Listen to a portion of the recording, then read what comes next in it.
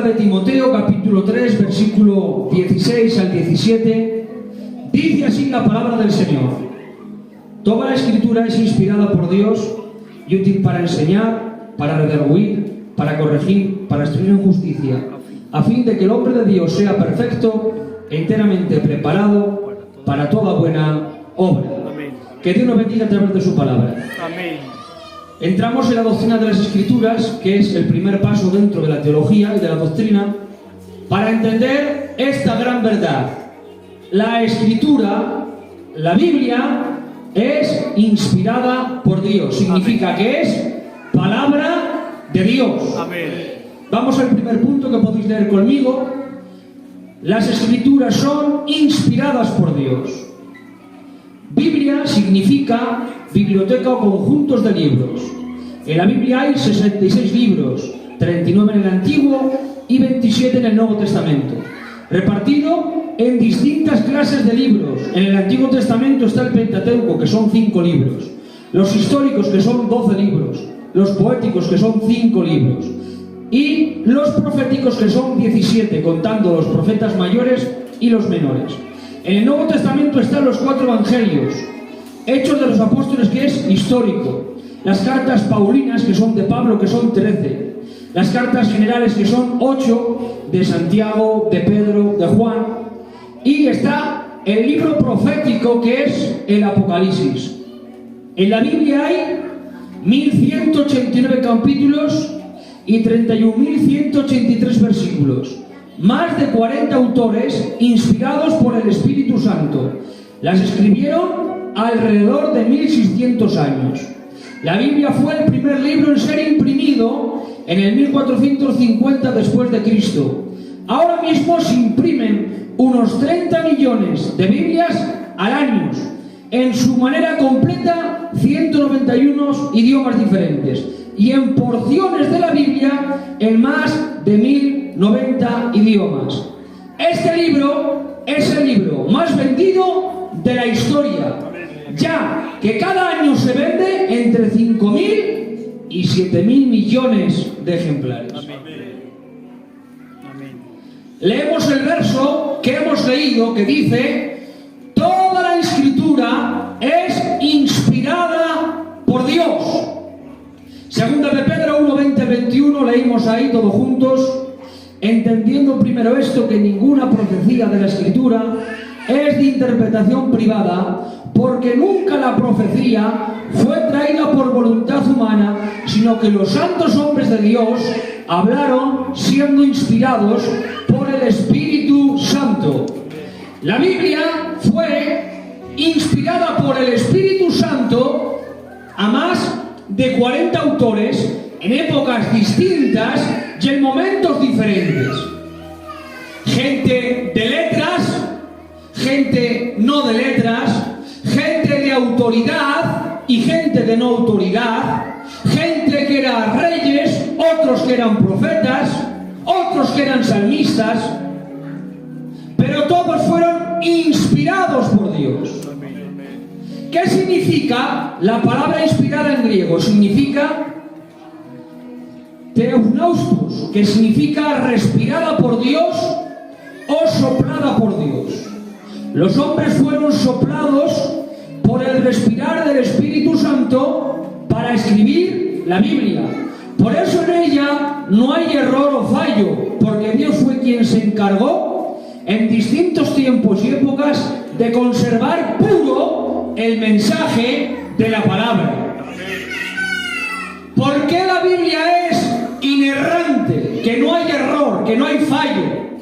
Porque la Biblia nunca se riñe, sino se complementa, se une. Amén. Es difícil, hermanos, es difícil que los 30 y tantas personas que estamos aquí tengamos un mismo pensar de algo, ¿verdad?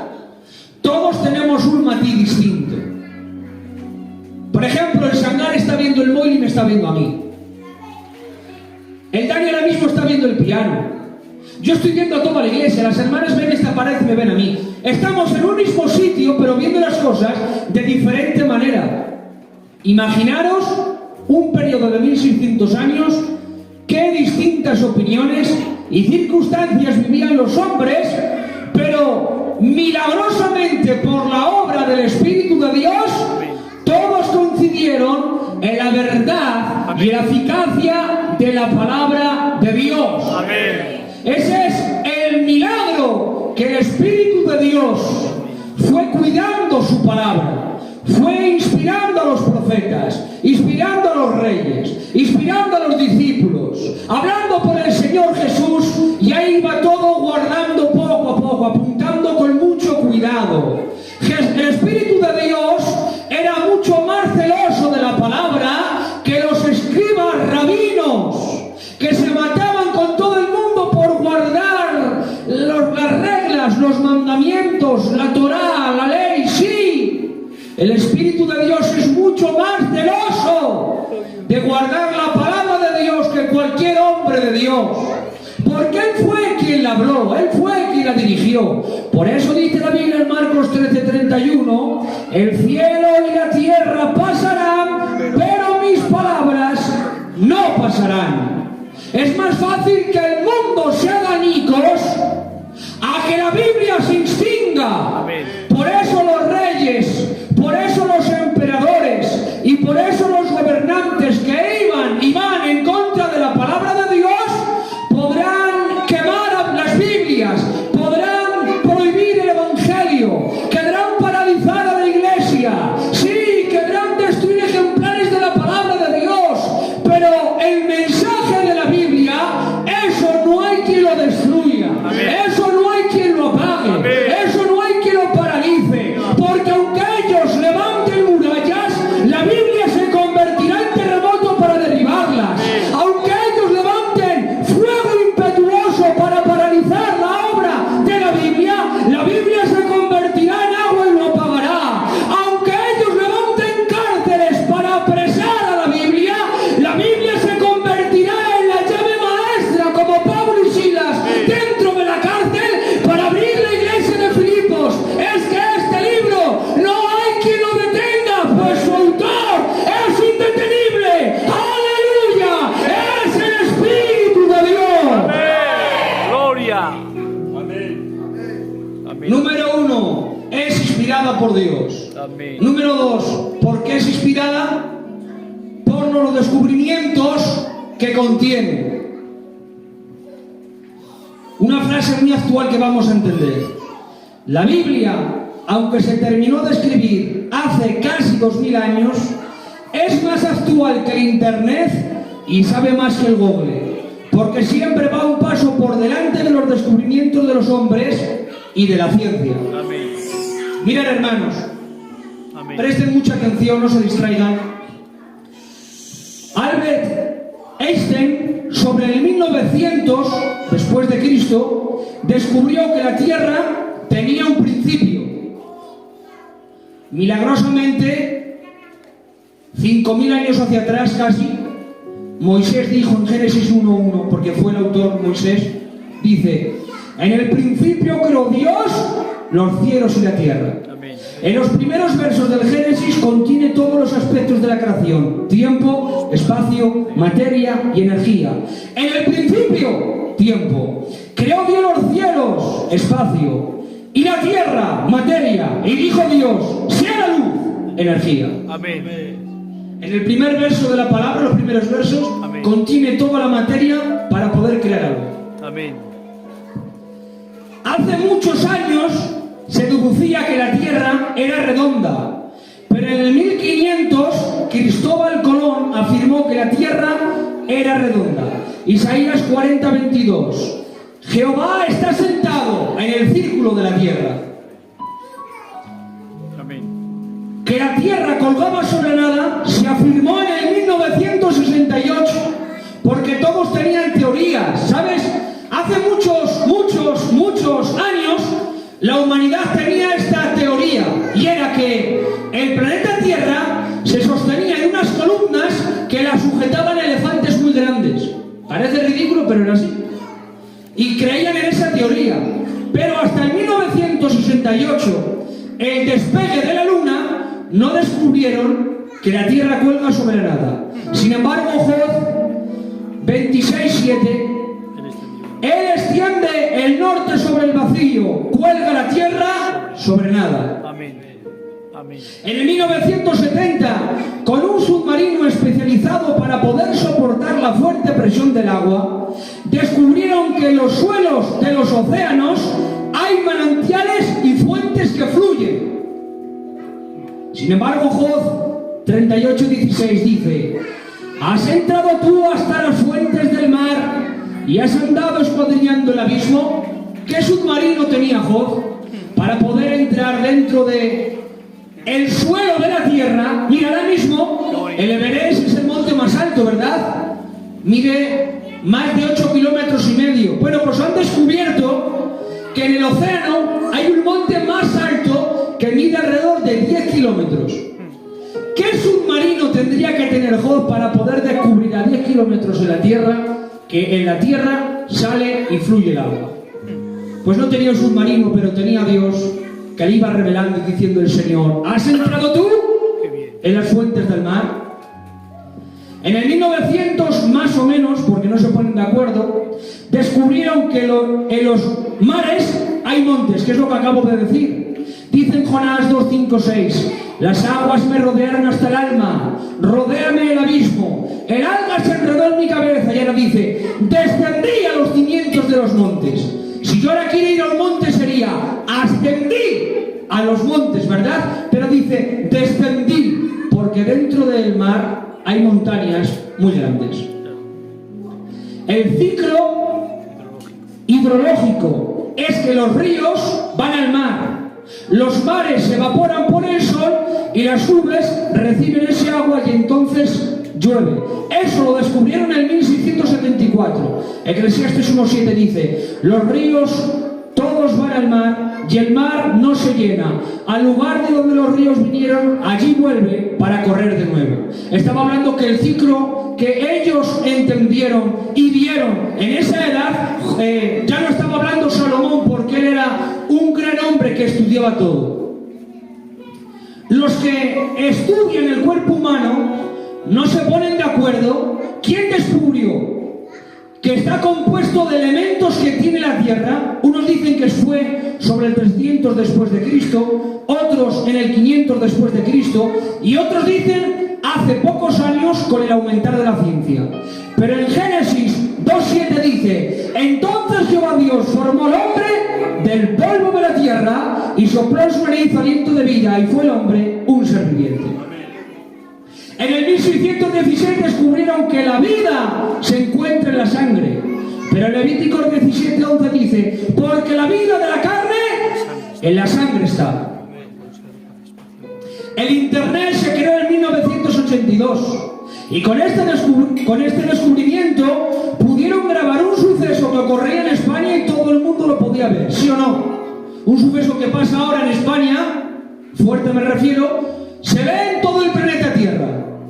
Eso nunca ha ocurrido, ¿no? Más que desde que inició el internet, ya ha ido avanzando ahora en el 2000 para adelante. Sin embargo, dice Juan en Apocalipsis 11:7-9: cuando hayan acabado su testimonio, hablando de los dos testigos, la bestia que sube del abismo hará guerra contra ellos y los vencerá y los matará. Atención: y sus cadáveres estarán en la plaza de la grande ciudad, y los de los pueblos, tribus, lenguas y naciones verán sus cadáveres.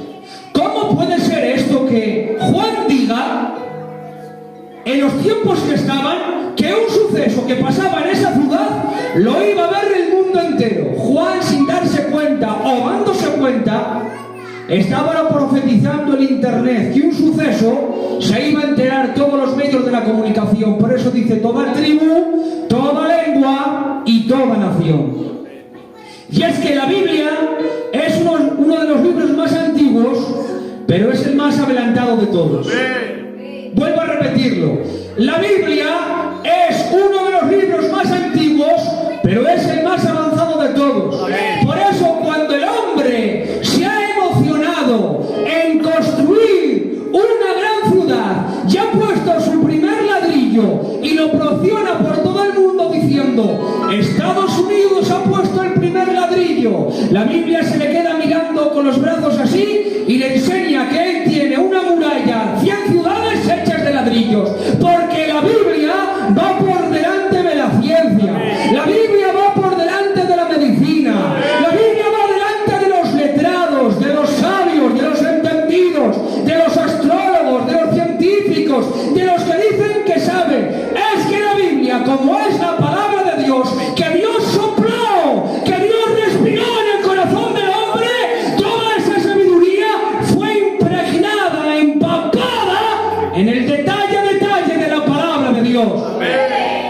Amén. ¿Te gozas en que tienes en tus manos la palabra de Dios?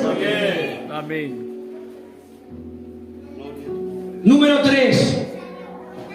La Biblia es inspirada por Dios por el mensaje y las profecías que se han cumplido del Antiguo Testamento.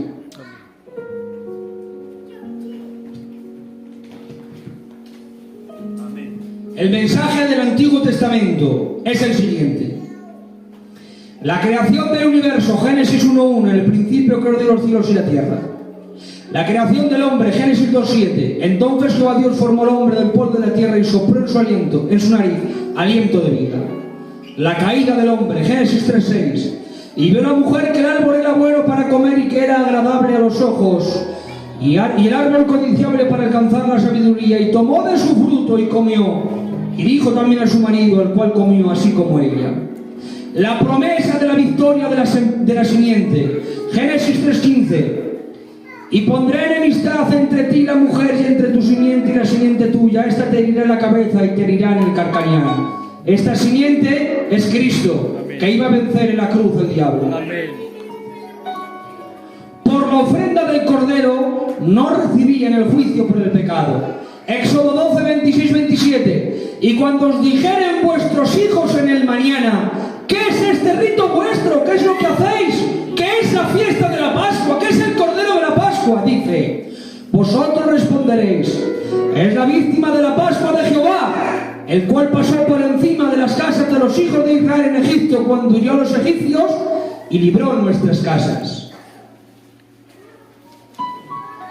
En el Antiguo Testamento encontraremos el origen del pecado de Luzbel, la creación del mundo, la historia de los patriarcas Abraham, Isaac y Jacob, los sueños de José, el liderazgo de Moisés, las conquistas de Josué, las víctimas de los las victorias de los jueces, los reinados de los reyes, los avisos de los profetas, las distintas deportaciones y las promesas que se le hace a Israel.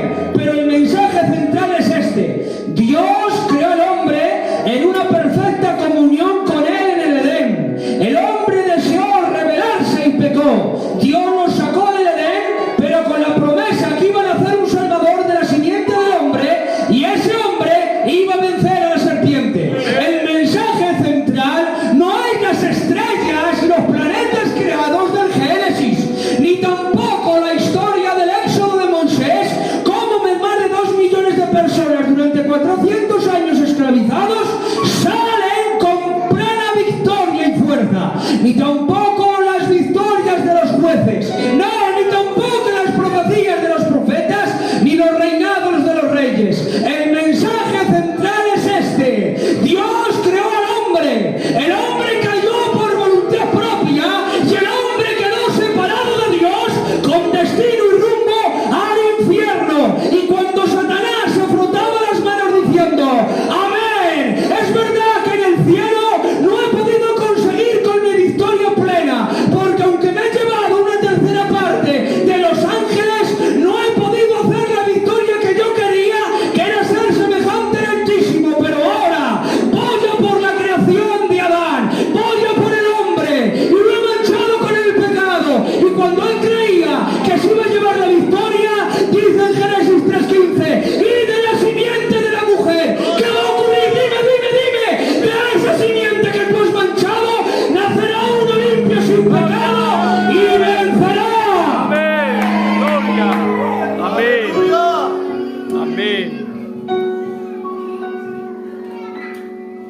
Número 2, por las profecías cumplidas en Cristo. Amén. Profetizó que una virgen iba a dar a luz a Jesús, Isaías 7:14. Por tanto el Señor mismo os dará señal: he aquí la virgen concebirá y dará a luz un hijo y llamará su nombre Manuel. El lugar del nacimiento donde iba a nacer el niño, Miqueas 5:2. Pero tú, Belén Éfrata, pequeña para estar entre las familias de Judá, de ti me saldrá el que será el Señor en Israel. Las virtudes que tendría el niño, Isaías 9:6. Porque un niño nos es nacido, hijo nos es dado, y el principado sobre su hombro, y se llamará su nombre admirable, consejero, Dios fuerte, Padre eterno, príncipe de paz. ¿Cómo iba a ser ungido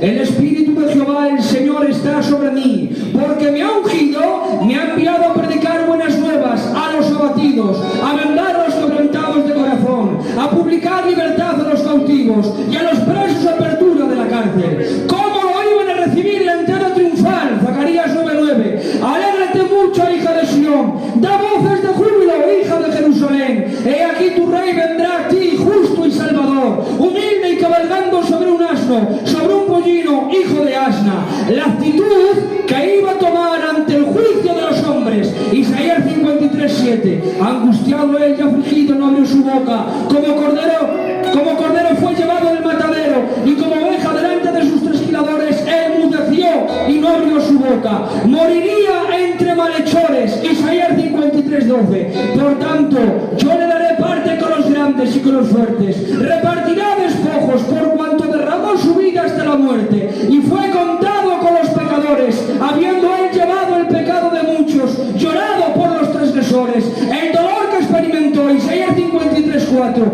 Ciertamente llevó en nuestras enfermedades y sufrió nuestros dolores, y nosotros le tuvimos por azotado, por herido de Dios y abatido. Las heridas que soportaría, Salmos 129:3. Sobre mis espaldas araron los aradores, hicieron largos surcos. Quiero detenerme aquí y luego continuar. Vosotros que sois hombres y mujeres de campo, la mayoría, sabéis lo que es un azadón.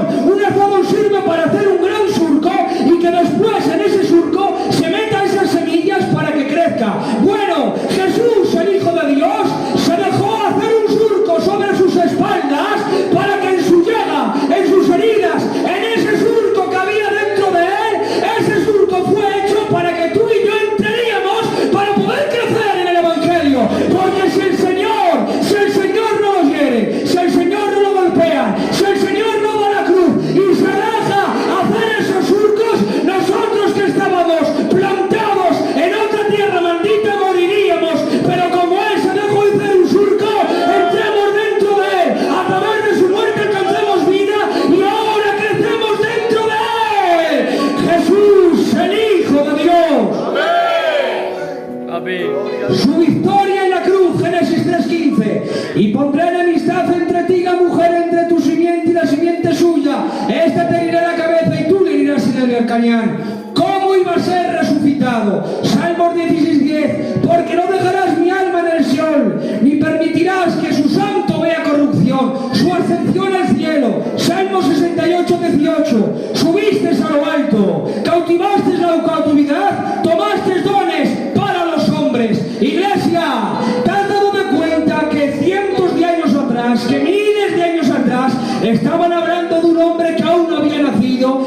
¿Qué se le ocurría decir a Isaías cuando él profetizó? ¿Quién creerá nuestro anuncio sobre cuál se manifestará el brazo de Jehová? Él lo decía en pregunta, porque no tenía toda la doctrina de la encarnación dentro de su mente. Él sabía que iba a venir un Mesías, y sabía que iba a venir un hombre que iba a revolucionar a Israel. Cuando dijo David en el Salmo 22, Dios mío, ¿por qué me has desamparado? Es lo que estaba sintiendo David, pero David no sabía que era lo que estaba sintiendo Jesús en la cruz del Calvario. Todos estos hombres que profetizaron del mañana que iba a venir un hombre que iba a ser el Mesías, quizá la gran mayoría no sabía que ese Mesías era Dios hecho hombre, y que murió y vivió como hombre, y que venció como hombre, y que nos ha dado la victoria a nosotros los hombres haciendo ser hombre. Sí, iglesia, cuando Él murió en la cruz,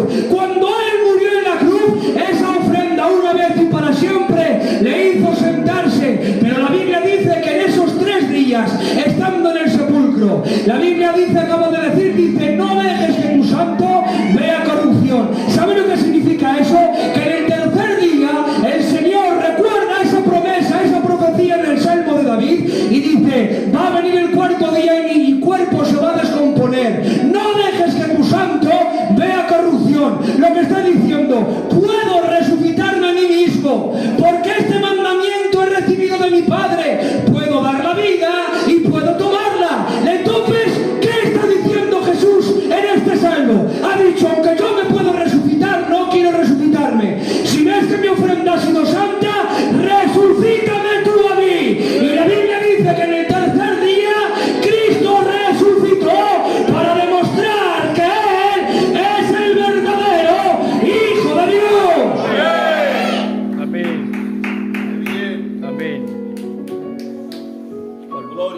Los hombres eran inspirados por Dios para profetizar miles de años después lo que ocurriría.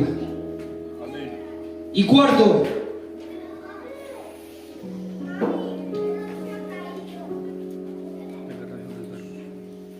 ¿me estoy explicando? Amén. Amén. Número 1, la palabra, explicación de las Escrituras. Número 2, la palabra es palabra de Dios por los descubrimientos antes de su época. Número 3, por el mensaje y las profecías del Antiguo Testamento cumplidas. Número 4, por el mensaje y las profecías cumplidas y que quedan por cumplir del Nuevo Testamento. Amén. El mensaje del Nuevo Testamento, la encarnación del Verbo, Juan 1:4. Y aquel Verbo fue hecho carne y habitó entre nosotros y vimos su gloria, gloria como la del unigénito del Padre. El ministerio de Jesús, Lucas 6:18. El Espíritu del Señor está sobre mí, por cuanto me ha ungido para dar buenas nuevas. El sometimiento en el Getsemani, Lucas 22:41-42. Él se apartó a ellos a distancia como de un tiro de piedra y puesto de rodillas oró diciendo: Padre, si quieres pasa de mí esta copa, pero no se haga mi voluntad sino la tuya. La ofrenda de la cruz, 2 Corintios 5:21. Al que no conoció pecado, por nosotros lo hizo pecado, para que nosotros fuésemos hechos justicia de Dios en él. La victoria en la cruz, Colosenses 2:15. Y despojando a los principados y a las potestades los exhibió públicamente, triunfando sobre ellos en la cruz. La resurrección de Cristo, Lucas 24:4-6. He aquí separaron junto a ellas dos varones con vestiduras resplandecientes y les dijeron: ¿por qué buscáis entre los muertos al que vive? Él no está aquí, sino que ha resucitado. En el Nuevo Testamento encontrarás milagros como el de Bartimeo y Lázaro, conversiones como las de los discípulos que dejando todo por seguirle, el avance de la iglesia a través de los discípulos, cambios tan grandes como el de Pablo, cartas doctrinales que hablaban acerca del regreso de Jesús, el orden de las resurrecciones, los dones de la iglesia,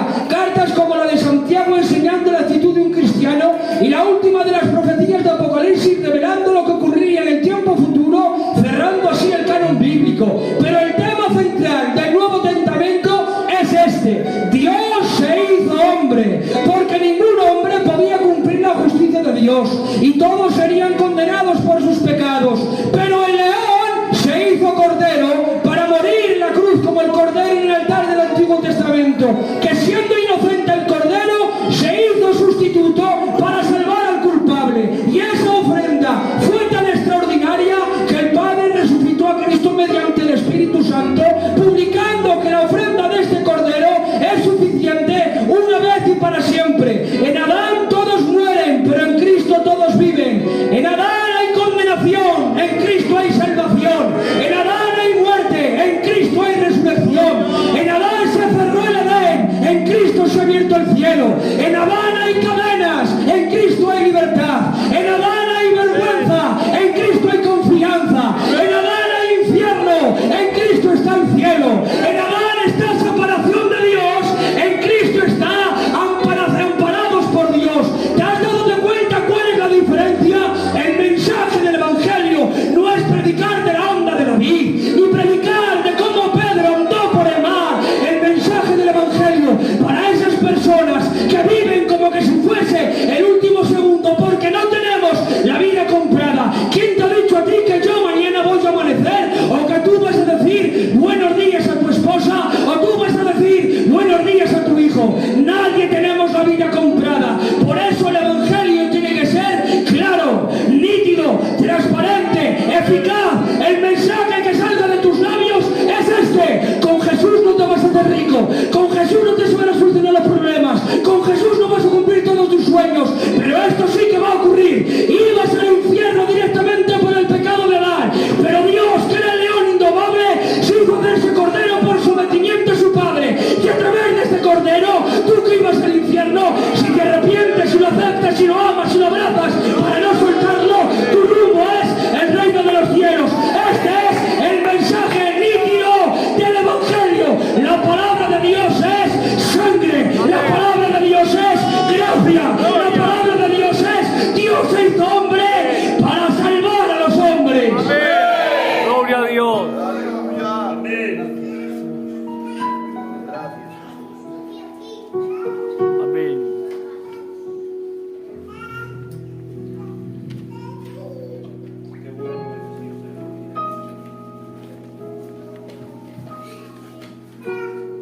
Segundo, las profecías del Nuevo Testamento que fueron cumplidas. El derramamiento del Espíritu Santo en Pentecostés fue profetizado en Joel, y aquí en Hechos 2 lo dice. Los discípulos serían testigos por todo el mundo.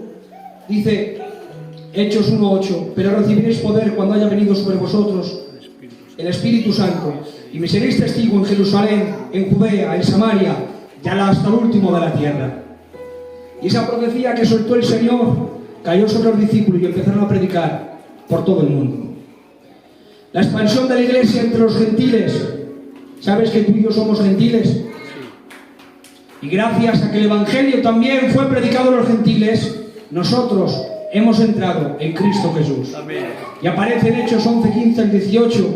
Dice Pedro, hablando de la experiencia de ver que la casa del centurión y los demás que estaban recibieron el mismo poder que ellos, dice: y cuando comencé a hablar, cayó el Espíritu Santo sobre ellos también, como sobre nosotros al principio. Entonces me acordé de lo dicho por el Señor cuando dijo: Juan ciertamente bautiza en agua, mas vosotros seréis bautizados con el Espíritu Santo.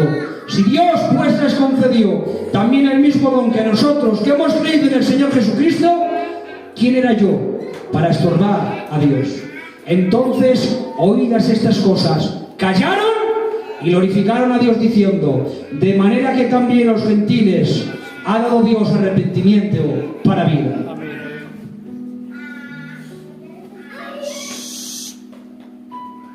Podríamos decir más profecías, pero he visto conveniente solamente tocar esas porque si no sería demasiado. Como fue la de que el Señor dijo: ¿veis este templo?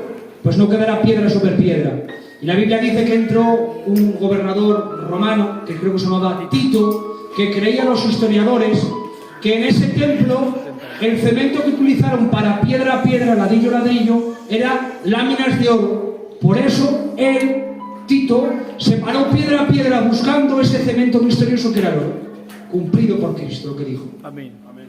Y por último, las profecías del Nuevo Testamento que quedan por cumplirse. Amén. Seremos arrebatados. Primeramente Tesalonicenses 4, 16 al 18. Porque el Señor mismo, con voz de mando, con voz de arcángel y con trompeta de Dios, descenderá del cielo, y los muertos en Cristo resucitarán primero. Luego nosotros, los que vivimos, los que hayamos quedado, seremos arrebatados juntamente con ellos en las nubes, para recibir al Señor en el aire, y así estaremos siempre con el Señor. Por tanto, alentaos los unos a los otros con estas palabras. Recibiremos recompensa si se ha hecho con fidelidad en el corazón en el tribunal de Cristo. Segunda de Corintios 5:10. Porque es necesario que todos nosotros comparezcamos ante el tribunal de Cristo, para que cada uno reciba según lo que haya hecho mientras estaba en el cuerpo, pero sea bueno o sea malo. Esto de sea bueno o sea malo no está hablando de pecado, sino de buena calidad o de baja calidad. Gozaremos de las bodas del Cordero. Apocalipsis 19:7. Gocémonos y alegrémonos y démosles gloria, porque han llegado las bodas del Cordero y su esposa se ha preparado. Viviremos en la nueva Jerusalén. Apocalipsis 21, 1 al 2. Viendo un cielo nuevo y una tierra nueva, porque el primer cielo y la primera tierra pasaron y el mar ya no existía más.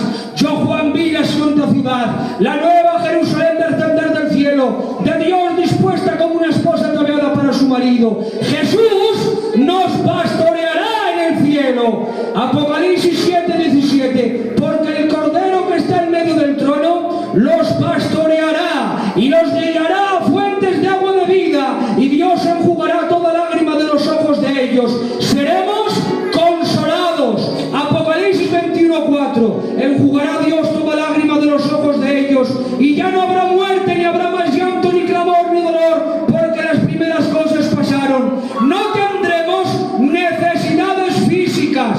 Apocalipsis 7:16. Ya no tendrán hambre ni sed, y el sol no caerá más sobre ellos, ni calor alguno. Seremos vestidos de vestiduras blancas. Apocalipsis 3:5. El que venciere será vestido de vestiduras blancas, y no borraré su nombre del libro de la vida, y confesaré su nombre delante de mi Padre y delante de sus ángeles. Nos dará una corona cada uno. Segunda de Timoteo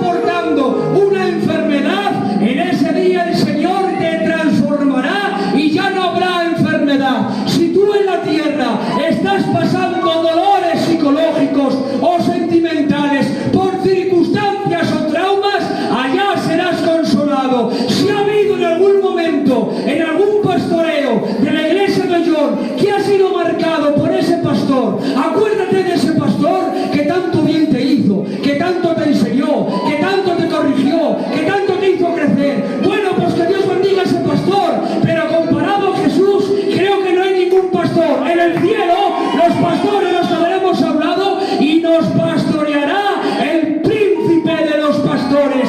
En el reino de los cielos, Dios enjugará toda lágrima y ya no lloraremos de pena, sino de alegría, de gozo, de satisfacción, de victoria, de recompensa. En el reino de los cielos no será como aquí, porque aquí a veces nos toca caminar en el polvo de la muerte, caminar en la depresión, caminar en la aflicción, pero allá caminaremos en las calles de oro. Aquí en la tierra a veces nos toca abrir puertas que nos son noticias muy negativas. Allá en el cielo abriremos puertas de perla para entrar al reino de nuestro Padre. Sí, aquí nos toca vivir circunstancias adversas, circunstancias que no nos agradan, pero Aleluya.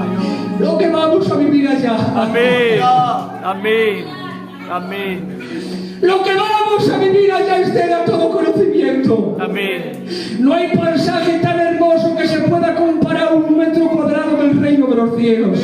No hay fragancia más cara del mundo entero que se pueda comparar a una fragancia que Dios ha creado en una flor del reino de los cielos. Si es que hay flores, es que no se puede comparar cualquier placer, deleite de este mundo comparado un segundo en el reino de los cielos. Estar un segundo en el reino de los cielos te hará entender pasar 80, 90 años anhelándote y sometiendo al Señor, diciendo no a tantas cosas que te gustaría decir sí. Es que si tú dices no aquí en la tierra, darás gracias a Dios por tantas cosas que has dicho no, porque los no de la tierra producirán un gozo dentro de ti tan grande que los no de la tierra se convertirán en besos y acaricias y reuniones y abrazos de familiares, abrazos que no se van a separar, abrazos eternos, miradas eternas, amor eterno y sobre todo el cielo de los cielos no es el cielo de los cielos es Jesús, el Hijo de Dios, de tal manera que en el Evangelio de Mateo dice, hablando de Jesús dice Mateo, hablando de Jesús dice, arrepentiros porque el reino de los cielos se ha acercado. El cielo estaba en el cielo. ¿Quién es el cielo?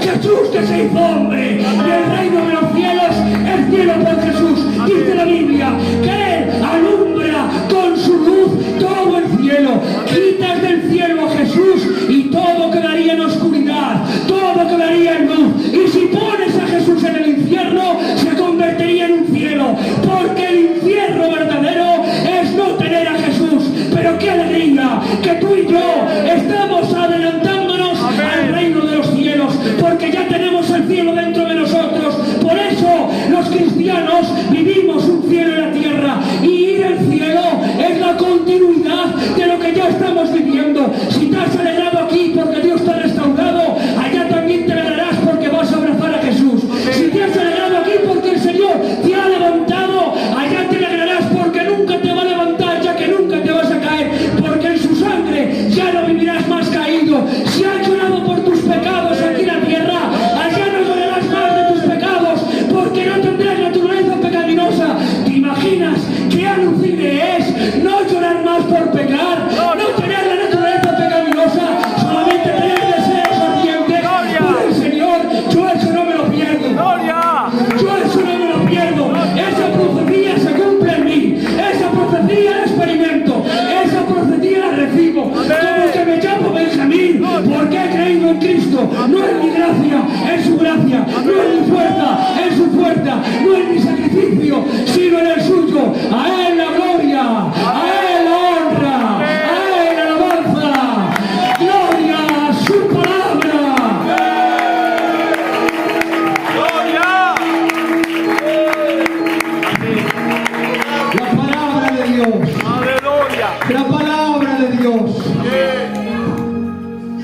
Ama este libro y conocerás el autor de él. Te amo, Jesús. Si no lo lees, no lo conoces. Te amo. Tienes la aventura tan extraordinaria Oh, Dios. de que cuando lees este libro, Te amo. el autor del libro está a tu lado leyéndolo contigo. Te amo, Jesús. ¿Cuántos hombres se recorren cientos y miles de kilómetros para que su autor favorito firme su libro favorito? Pero después su autor favorito se olvida de él y va para su casa y no sabe de quién ha firmado su libro. Te amo. Pero qué alegría. Te amo, Jesús. Adonai. Tenemos al Señor. Lee la Biblia.